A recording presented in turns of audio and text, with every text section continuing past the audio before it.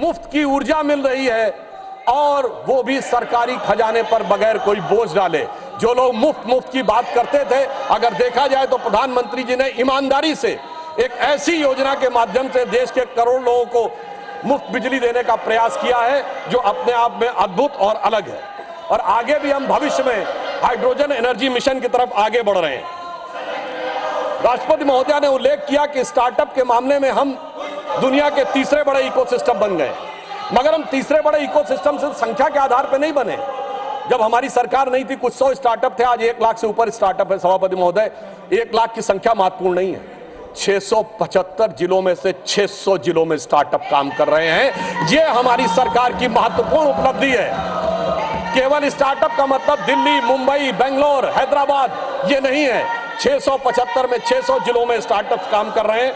और domestic flights के मामले में हम तीसरे बड़े सिविल एविएशन सेक्टर हो गए हैं। राष्ट्रपति महोदया ने इस बात का उल्लेख किया कि 2014 में 209 हवाई मार्ग थे और अब 905 हवाई मार्ग हो गए हैं। अब लगभग हर राज्य में एक एयरपोर्ट जरूर है। और किस प्रकार का बदलाव आया है इसका उल्लेख दीजिए कि आज दुनिया में सबसे ऊंचा पुल कश्मीर में चिनाब नदी के ऊपर हमारी सरकार के समय में बन के तैयार हुआ। सबसे लंबा पुल समुद्र के ऊपर एशिया का मुंबई में हमारी सरकार के समय में तैयार हुआ है। सबसे बड़ा केबल पुल गुजरात में हमारी सरकार के समय में तैयार हुआ है। और नदी के नीचे से चलने वाली मेट्रो कोलकाता में हमारी सरकार के समय में तैयार हुई है। ये दर्शाता है कि विकास के नए प्रतिमानों पर किस प्रकार से इस सरकार के दौरान हम आगे बढ़े।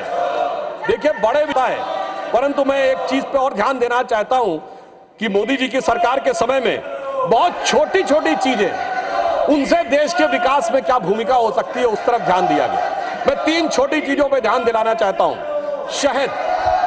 शहद हम सब बहुत सामान्य रूप से यूज करते हैं। हनी, शहद का निर्यात 2014 में 445 करोड़ था और 9 सालों में बढ़कर 1623 करोड़ रुपए हो गया। किसानों